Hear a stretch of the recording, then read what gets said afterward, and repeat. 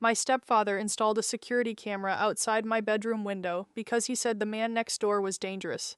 3 years later, when I finally needed someone to save me, I climbed out that same window and ran straight to the neighbor he'd spent years warning me about. I was 9 years old when the Harris family moved into the blue house across the street. At least that's how my stepfather Richard always referred to them, the Harris family. But in reality, there was only one person living there. His name was Daniel Harris, a quiet man in his late 30s who kept mostly to himself and rarely spoke to anyone in the neighborhood.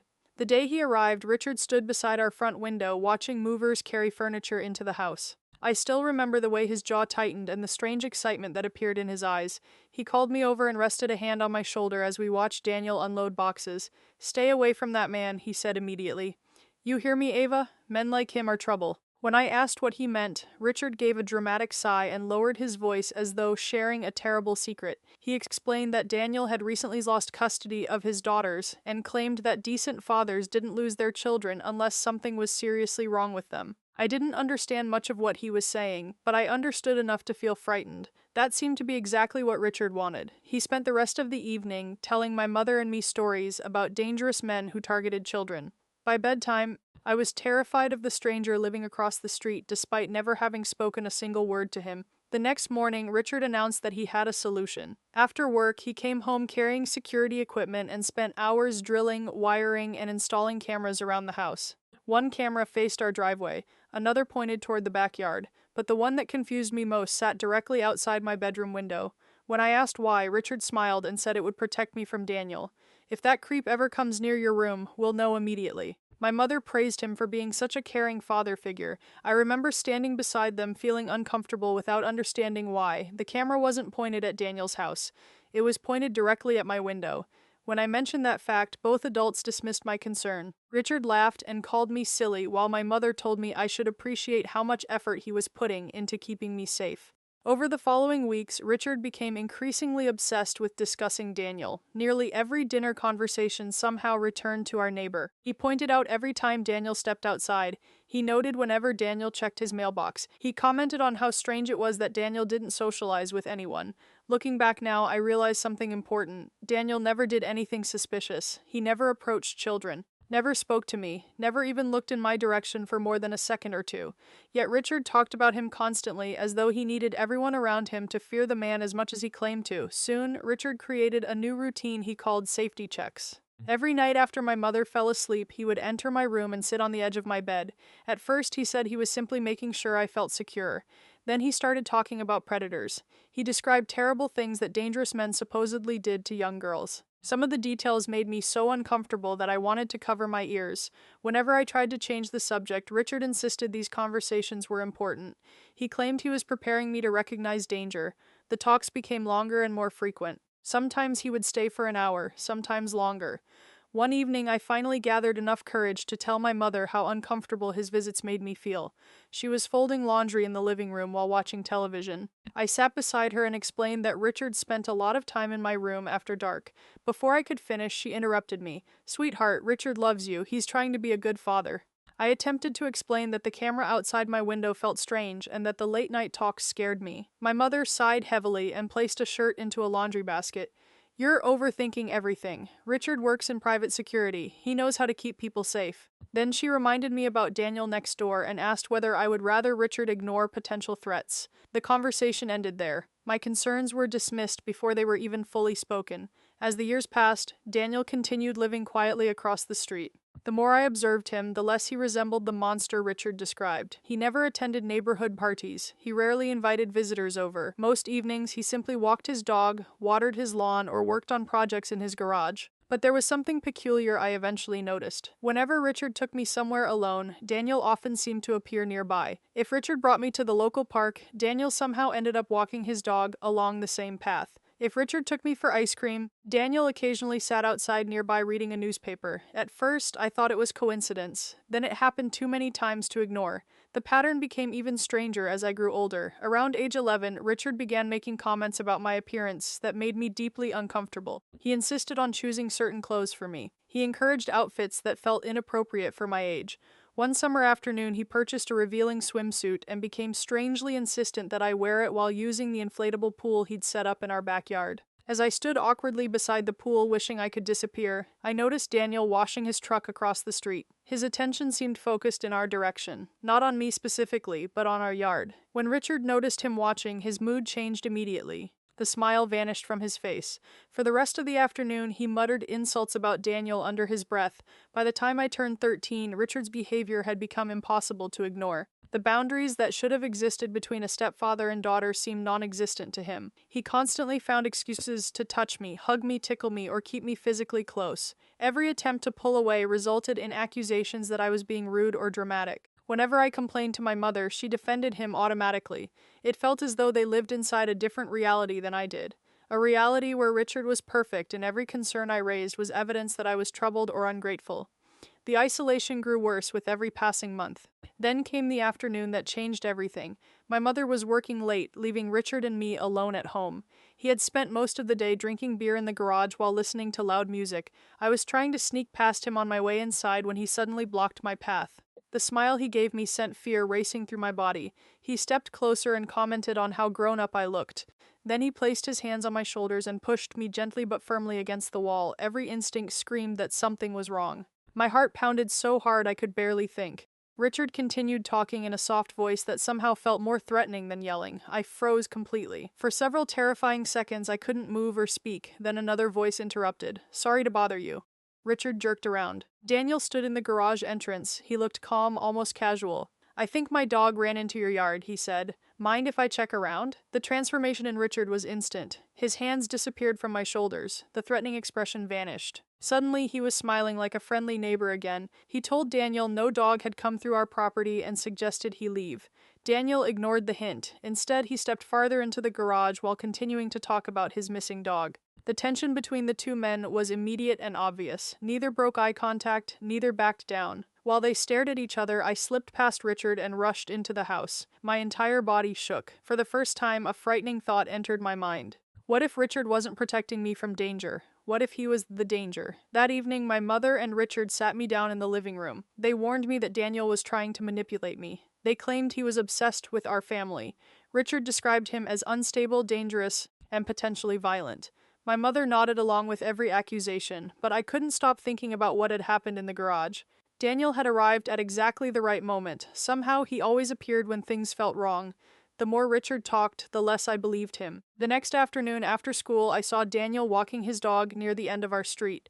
My heart raced as I approached him. Every warning Richard had ever given me echoed in my head, yet something stronger pushed me forward. When I finally reached him, the words burst out before I could stop them. "Richard scares me." Daniel stopped walking. For a moment, he simply looked at me. Not surprised, not confused. Almost like he'd been expecting those words for a very long time. Daniel didn't respond immediately.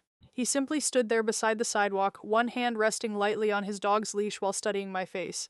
Looking back now, I realize he wasn't deciding whether to believe me. He was deciding how much danger I was already in. The afternoon breeze moved through the trees lining the street, and for several long seconds neither of us spoke. Then he glanced toward my house before lowering his voice. "Did something happen today?" The question sounded calm, but I noticed something in his expression change. I told him about the garage, not every detail. I couldn't bring myself to say everything out loud, but I said enough for him to understand. When I finished, Daniel closed his eyes briefly and exhaled. It wasn't the reaction I expected. He didn't look shocked, he didn't look surprised. Instead, he looked like someone whose worst fears had just been confirmed. "Ava," he said carefully, "I need you to listen to me.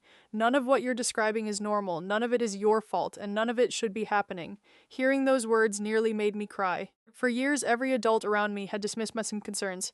Every conversation ended with someone telling me I was imagining things. Yet this man, the man Richard had spent years portraying as a monster, believed me after only a few minutes. That realization alone felt overwhelming. I asked him why he always seemed to appear whenever Richard and I were alone. Daniel hesitated before answering, then he told me something that changed everything. For nearly a year, he had been watching Richard's behavior, not spying on him exactly, but paying attention. He noticed the way Richard isolated me from other people. He noticed how uncomfortable I looked whenever Richard touched me. He noticed the camera aimed directly at my bedroom. He noticed the late-night visits after my mother's car left for overnight shifts at the hospital. At first, Daniel thought he might be imagining things. Then the signs kept piling up. The more he watched, the more concerned he became.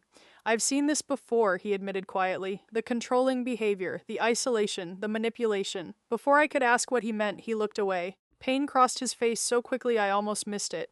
My daughters went through something similar with their mother. Suddenly, pieces of the puzzle started fitting together.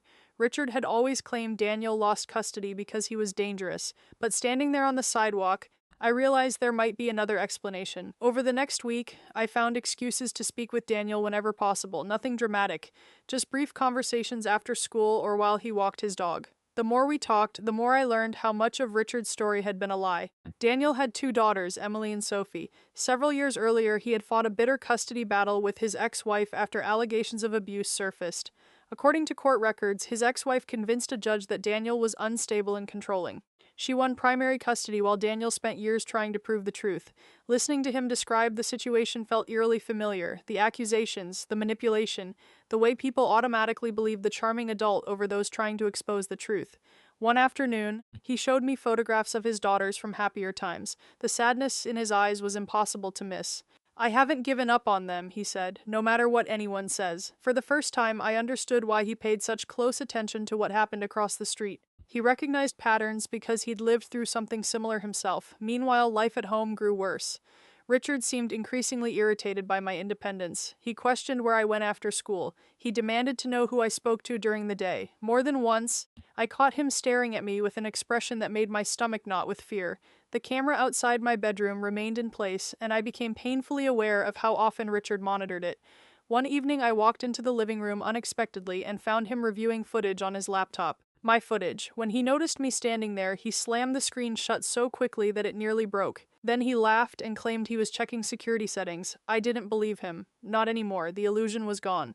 Once you realize someone is lying, it's impossible not to notice all the other lies surrounding them. Every smile seemed fake. Every explanation felt rehearsed. Every gesture suddenly looked calculated.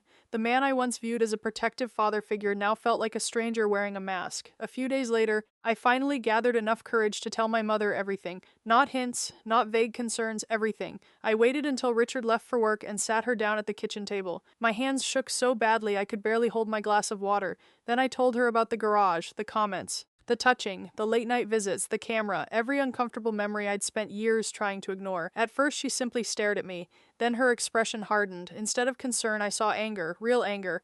"Where is this coming from?" she demanded. I felt my heart sinking. Deep down, I already knew what was about to happen. "Mom, please listen." She cut me off instantly. "Has Daniel been talking to you?" The question hit me like a slap. I tried explaining that none of this came from Daniel. These were my experiences, my memories, my fears, but she refused to hear it. By the end of the conversation, she had convinced herself that Daniel was manipulating me. Somehow the man warning me about danger became the villain while the man causing the danger remained the victim. I left the kitchen feeling more alone than ever. That night, Richard and my mother confronted me together. They sat across from me in the living room like 2 investigators questioning a suspect. Richard looked wounded, as though my accusations had deeply hurt him. It was an incredible performance. If I hadn't lived through the reality, I might have believed him myself. He talked about sacrifice, about everything he'd done for our family, about how much he loved me. My mother cried. Richard comforted her. The entire scene felt surreal. Somehow I had become the problem. The conversation ended with strict new rules. I wasn't allowed near Daniel's house. I wasn't allowed to speak to him. I wasn't allowed to leave the property without permission. Richard even suggested transferring me to a different school. The restrictions felt less like protection and more like imprisonment. Deep down, I think he sensed he was losing control. Over the following weeks, the situation escalated rapidly. My phone disappeared. Internet access vanished. My bedroom door suddenly had a lock installed on the outside. Richard claimed it was for security. I knew better. Every day felt smaller than the one before it. The walls seemed to close in around me. At school, I attempted to talk with a counselor, but somehow Richard had already gotten there first. He presented himself as a concerned father, dealing with a troubled teenager influenced by a dangerous neighbor. The counselor listened politely, but I could see skepticism in her eyes whenever I mentioned Richard.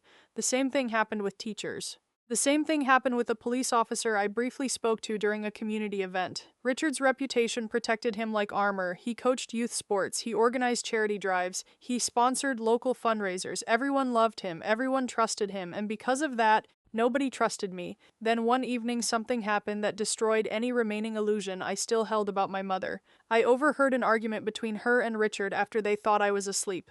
At first, I couldn't make out the words. Then their voices grew louder. My mother sounded nervous. Richard sounded angry. Finally, I heard her say something that made my blood run cold. What if she's telling the truth? Silence followed. Then Richard laughed. Not a nervous laugh, not an offended laugh, a confident one. And who's going to believe her? He asked. My mother's response never came. She didn't argue, didn't protest, didn't defend me. The conversation ended there. Lying awake in bed that night, I realized something terrible. Maybe she knew. Maybe she had known for a long time. Maybe believing me would require admitting she'd failed to protect her own daughter, and maybe that truth was something she couldn't face. The next afternoon, I found a folded piece of paper hidden beneath the windshield wiper of my bicycle. My heart raced as I unfolded it. The handwriting belonged to Daniel. If you need help, leave your bedroom light on after midnight. That was all it said. No signature, no explanation. Just one simple sentence. For the first time in months, I felt something I hadn't experienced in a very long while. Hope, unfortunately. Richard found the note before I could destroy it, and the moment he did, everything became far more dangerous than either Daniel or I could have imagined.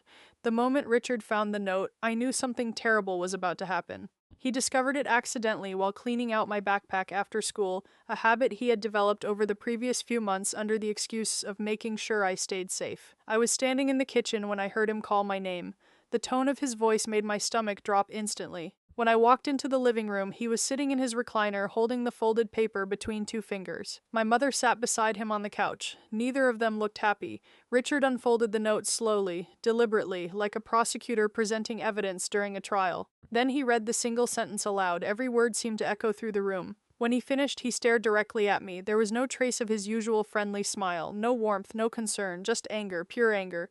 "How long has this been going on?" he asked. I tried to think of an answer that wouldn't make things worse, but there wasn't one. Before I could speak, my mother jumped in. She immediately blamed Daniel. She accused him of manipulating me, grooming me, turning me against my family.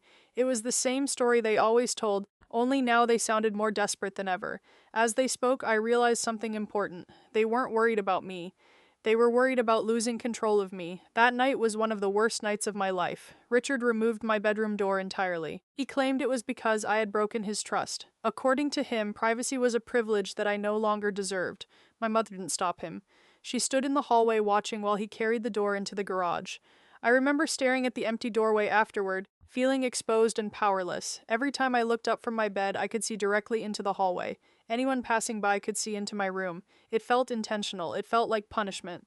Around midnight, Richard walked past my room and paused in the doorway. For several seconds, he simply stood there watching me. Then he smiled. It wasn't a normal smile. It was the kind of smile that exists only to remind someone who holds power. "You're making a lot of mistakes lately, Ava," he said softly.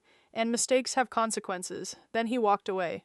I didn't sleep at all that night. The following morning, I discovered that my bicycle was gone. So was my phone. So were the spare house keys I'd hidden in my desk drawer months earlier. Every possible escape route had been removed. Richard's control over my life tightened with each passing day. At school, I felt trapped. At home, I felt watched. Even the camera outside my bedroom seemed more noticeable than ever. Every time I looked out the window, it stared back at me like an unblinking eye. Yet, despite everything, I couldn't stop thinking about Daniel's note. "If you need help, leave your bedroom light on after midnight." The simplicity of the message haunted me. He knew something was wrong. He knew I was in danger. More importantly, he hadn't given up on me despite everything Richard had done to turn the neighborhood against him.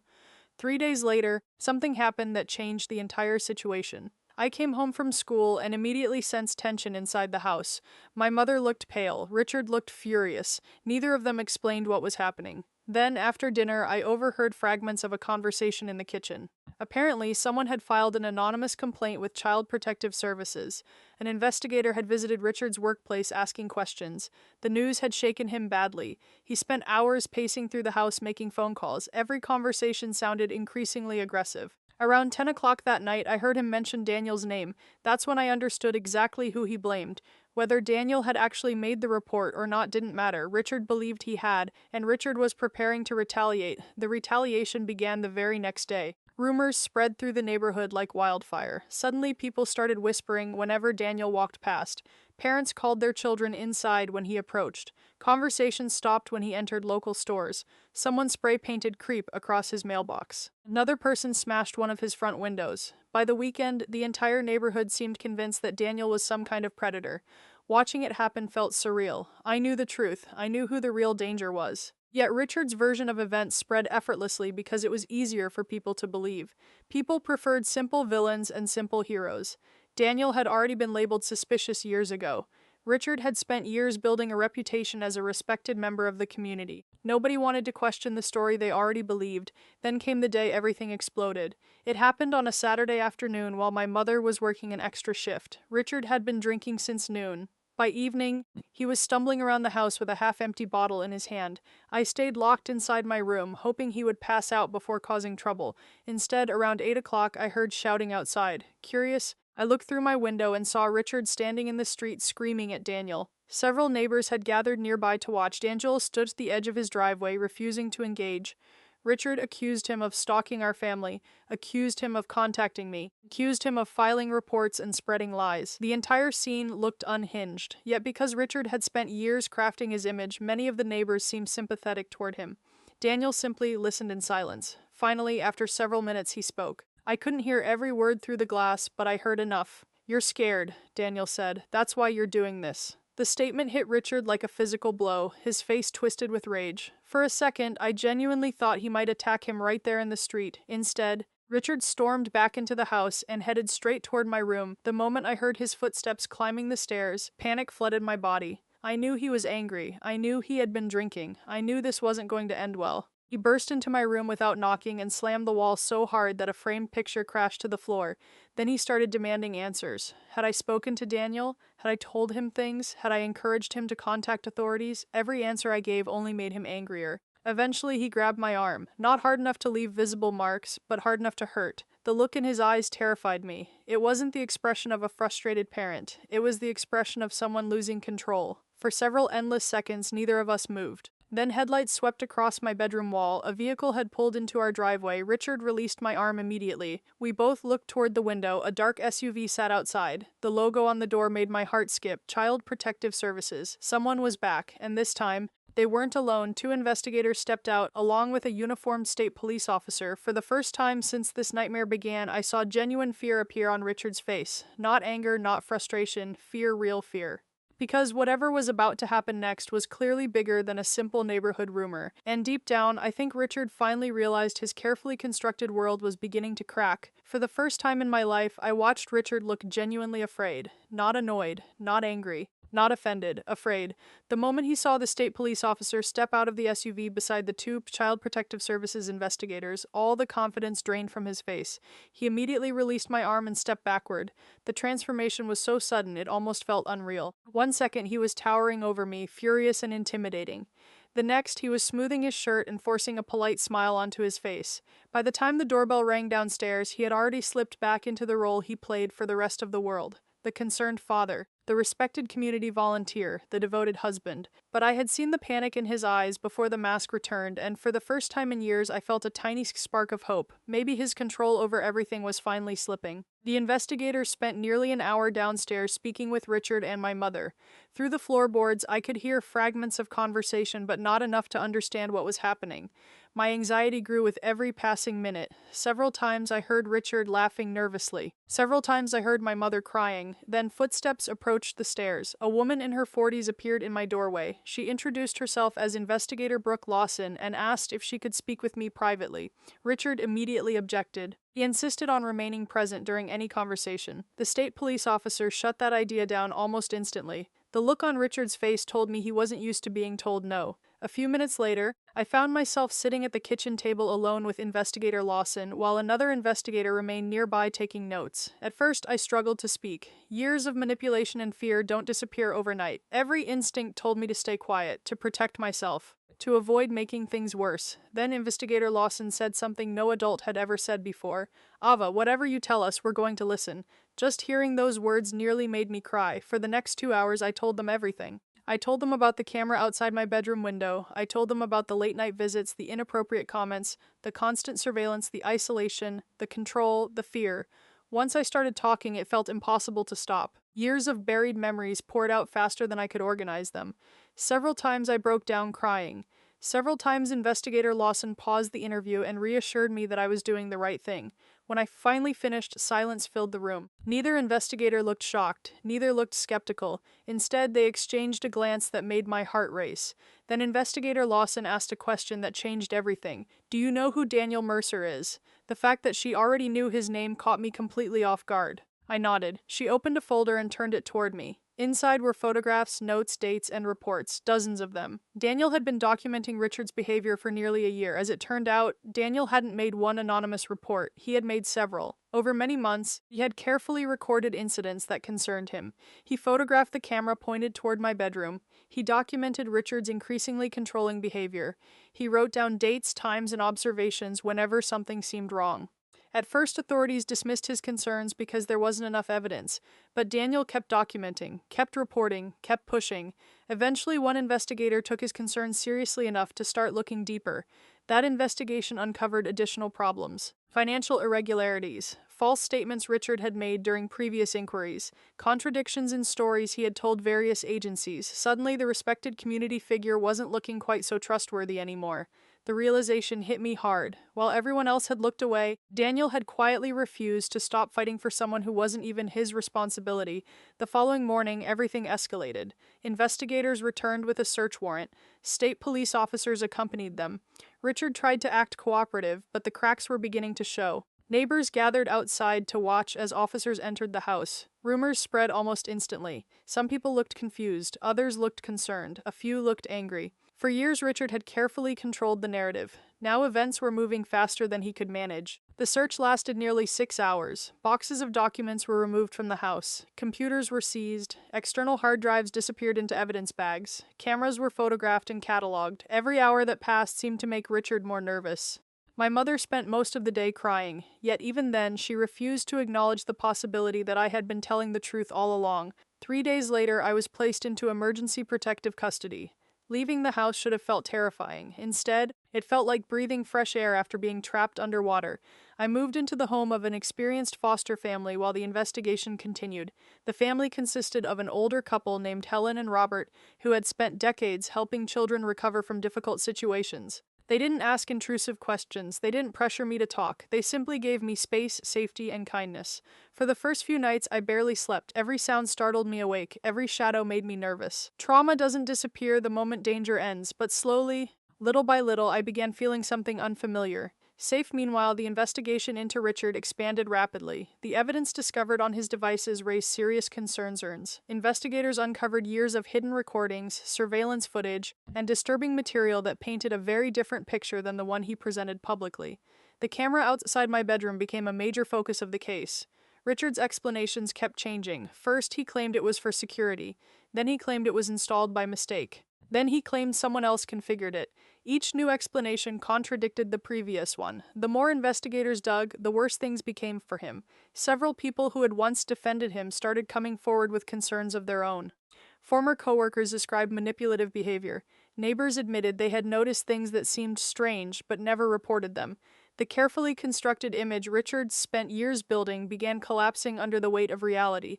The most shocking development came from my mother. Initially, she continued defending him. She insisted there had been a misunderstanding. She insisted Richard loved our family. But as evidence mounted, even she struggled to ignore what was happening. During one interview, investigators confronted her with documentation showing how many warnings she had received over the years.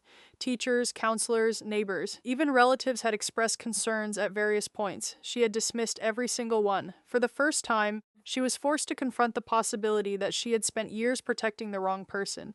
Unfortunately, that realization didn't bring the apology I desperately wanted.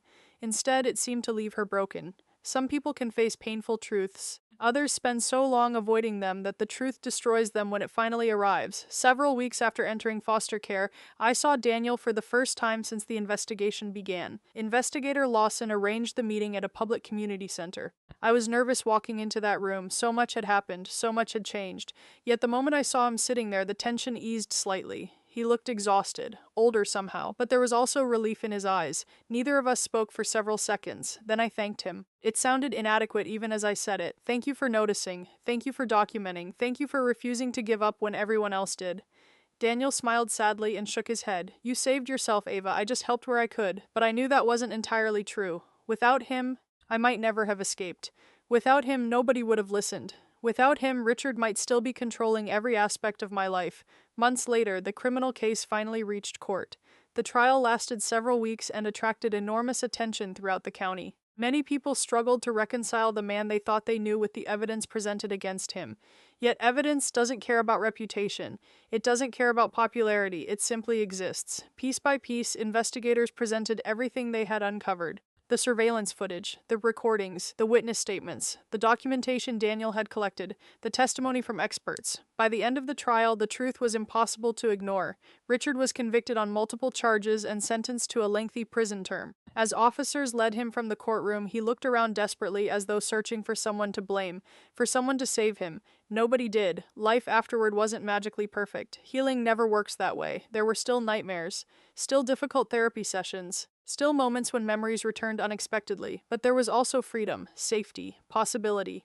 Over time, those things became stronger than the fear. I stayed with Helen and Robert for nearly 2 years before they officially adopted me. By then, they already felt like family. The day the adoption became final was one of the happiest days of my life. Sitting in that courtroom, surrounded by people who genuinely cared about me, I realized something important. Family isn't defined by blood, it's defined by who protects you when you need protection, who believes you when nobody else will, who stands beside you when the world turns against you. Daniel eventually regained shared custody of his daughters after years of legal battles. Watching Emily and Sophie run through his yard during one of our visits remains one of my favorite memories. They laughed constantly, smiled constantly. For the first time, they looked truly happy. The neighborhood changed too. Many people who once believed Richard apologized for their mistakes. Some apologized to Daniel. Others apologized to me. Not every apology fixed the damage, but it mattered that people finally understood the truth. The blue house across the street no longer felt like the home of a dangerous stranger. It felt like the place where someone brave enough to care had lived. Today, when people ask how I survived everything that happened, I never know exactly what to say. Survival isn't one decision, it isn't one moment, it's 1,000 tiny choices made over and over again. The choice to keep speaking when nobody listens. The choice to keep hoping when things feel hopeless. The choice to trust the evidence of your own experiences even when others try to rewrite them. Most importantly, it's the choice to believe that your story isn't over simply because someone else wants to control it. Richard spent years convincing everyone that danger lived across the street. In the end, danger had been living inside my own home all along. The person he taught me to fear turned out to be the person who helped save my life, and the window I once viewed as a prison eventually became the path that led me to freedom.